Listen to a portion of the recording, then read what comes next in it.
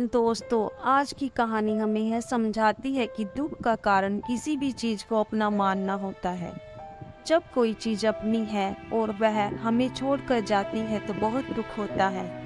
लेकिन अगर वह चीज किसी और की है और उसके साथ कुछ भी हो जाए तो हमें दुख नहीं होता। श्रीमद् भगवद गीता में लिखा है कि किसी भी चीज को अपना मानना ही का सबसे बड़ा कारण है। इसलिए किसी भी वस्तु के साथ ज्यादा लगाव या मोह नहीं बांधना चाहिए। अगर हम ऐसा कर सके तो हमें जीवन में दुख भी नहीं होगा। शर्मा जी ने अपने जीवन भर पाई पाई इकट्ठा करके एक बंगले की तरह आलीशान घर बनाया। इस घर से शर्मा जी को बहुत ज्यादा मोह था। वह घर की जी जान से देखभाल करता था। कई बार लोगों ने उसे उस घर को बेचने की सलाह दी थी। बहुत लोगों ने उसे बहुत अच्छी कीमत पर उस घर को मांगा भी था। उसका खुद का बेटा भी अच्छी कीमत मिलने से उस घर को बेचने के लिए तैयार था, लेकिन वह कभी भी उस घर को छोड़ने के लिए तैयार नहीं था। उसे जीवन में किसी भी और वस्तु से ज्यादा इस घर पर गर्व था, अभिमान था। एक दिन शर्मा जी बाजार गया हुआ था। जब वह बाजार से लौटा तो उसने देखा कि उसके घर के सामने बहुत बड़ी भीड़ जमा है। वह दौड़ते हुए आया तो उसे बहुत बड़ा आघात लगा, क्योंकि उसके घर में आग लग चुकी थी। अपने सबसे प्यारे घर को ऐसे आग में जलते हुए देखकर वह अधमरा सा हो गया। उसे समझ में नहीं आ रहा था कि वह क्या करे।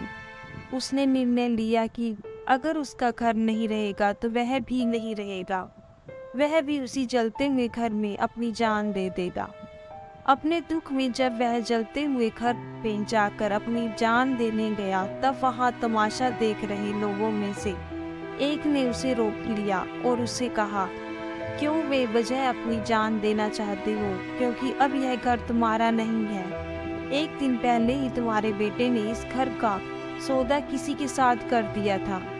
जैसे ही शर्मा को इस बात का पता चला, उसका सारा दुख खत्म हो गया। अब शर्मा जी भी वहीं बाकी लोगों की तरह खड़े होकर उस घर के जलने का तमाशा देखता रहा। जब वहां पर शर्मा जी का बेटा आया तो वह अपने बेटे के पास जाकर उसे कहने लगा, जरूर मैंने पिछले जन्म में कोई पुण्य किए होंगे, इसलिए मुझे तुम्हारे जैसा बेटा मिला। अगर तुमने इस घर को सही समय पर बेच ना दिया होता तो आज मेरी जान चली जाती। तुमने इस घर को सही समय पर बेचकर मेरी जान बचा ली है बेटा। बाप की बातें सुनकर बेटे का मुंह उतर गया। उसने बड़े दुख के साथ कहा कि पापा, मैं इस घर का सौदा करने के लिए जरूर गया था, लेकिन अभी इस घर का सौदा पक्का नहीं हुआ था। यह सुनते ही आदमी का दिल फिर से बैठ गया। वह अपना सर और छाती पीट पीट कर रोने लगा और कहने लगा कि मैं बर्बाद हो गया। पहले किसी और का घर जल गया यह जानकर जो उसे खुशी हुई थी, वह अब उसका घर यह है जानकर दुख में बदल गई।